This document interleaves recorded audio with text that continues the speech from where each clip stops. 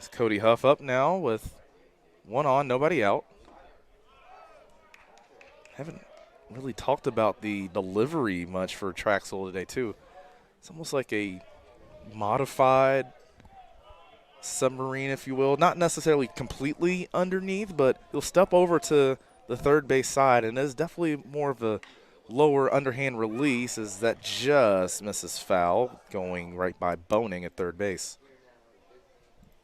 Yeah, it's definitely sidearm, but not quite submarine. Right. Although there have been a couple of occasions where he has seemed to kind of drop it down a bit lower. Even lower, yes. Now, I'm sure this is a name that you remember, Troy. You remember El Duque? Oh, yes, indeed, yeah. He used to do that a good bit, too, change up his arm slot and release point.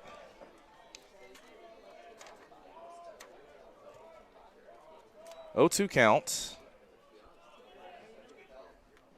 Brock Jones going to go. The throw is high. The throw down is going to be in time.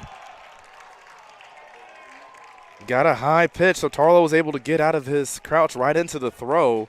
It was actually one-hopped over to second, so a good job on the tag as well by Mason Lee. Yeah. As soon as I saw the ball bounce, I thought that Jones would have a real chance at getting in there. But despite the bounce, well handled at second by Lee, and Jones out at second.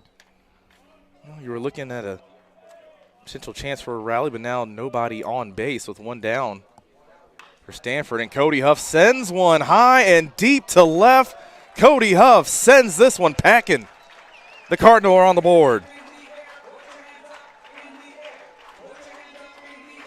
I saw that once happen to Brock Jones last year, too, in the Oregon State series. You had Tim Towle on in front of him. Tim Towle got caught stealing, and then the next pitch, Brock Jones hits a home run. See, and so now it's Cody Huff that does the round tripping. But yeah, if you're Stanford, you'll still take it, though. Yeah. Finally get one on the board. One run is certainly better than none. Not as good as two would have been. But, look, until in baseball they decide to have a 6-run play or something like that, Stanford's not going to necessarily get back into this game with one swing of the bat. It's going to take a collection of good ones, and that was certainly a fantastic one by Huff.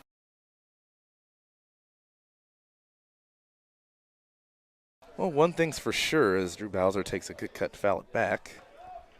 If there were a 6-point play or 6-run play in baseball, Stanford would be ready for it. Again, if you ever come to Sunken Diamond, or maybe you'll see Stanford in one of the road sites. One of the pre-first pitch routines is they'll do I guess it almost looks like a 20-on-20 football play. And it was pretty interesting today. It was the defense getting the best of them, as it was Saborn Campbell, the freshman, who got the interception. It usually happens right over in the right field corner. 0-2 count to Bowser. Stays alive, fouling it off. So 6-point plays before the game, but none available during the game. Wrong sport. At least for now, baseball's always trying to change things up and figuring out ways to make things different. So you never know, maybe one day. I'm not saying I'll see it in my lifetime, but who knows. 0-2. Inside, 1-2. Yeah, that was a nice pitch by Traxel. Again, breaking ball with a bit of movement. That one missed inside, but he's been able to get that one called every once in a while. It almost looked like for a second that Drew Bowser gave up on it too early, as it was very close to finding that inside corner. I thought he had, quite honestly. 1-2. Swing and a drive deep to left. Going back is Porter. Back-to-back jacks for the Cardinal.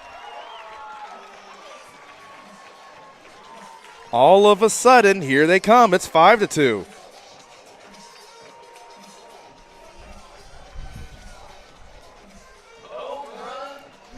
It's one thing I was mentioning before the game started, Troy. You look at Drew Bowser and you know what he's capable of. He's still one of those guys in this lineup I'm so excited to go to the park and see, because you just never know when it's going to be that game. And it appears that we have hit the home run derby portion of the program. Bowser with his first home run of the year. A bit of a struggle for him at times throughout the course of the season early on. Took a pitch to the face last week, had to get some stitches on his chin. Maybe now a chance for him to start swinging right back. Now Graham going the other way. That's slicing foul. Well, in the complexion of this game, with those two big swings, I wouldn't say it's changed completely, but doors certainly open now for Stanford from this point forward. You just needed that momentum, something to shift it. And I think the Cardinals so far have done a good job of doing that. Of course, still just one out.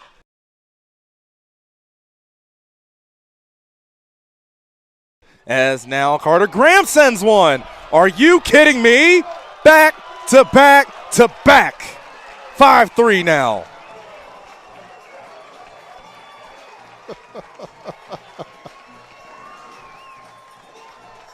Well then.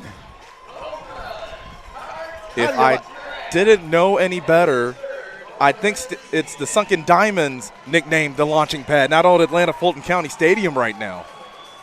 Well, now the game has swung. And Blaine Traxel is going to get a visit from the CSUN coaching staff. 3 consecutive home runs, and even if you look at it this way, that's 4 consecutive hits for Stanford as well.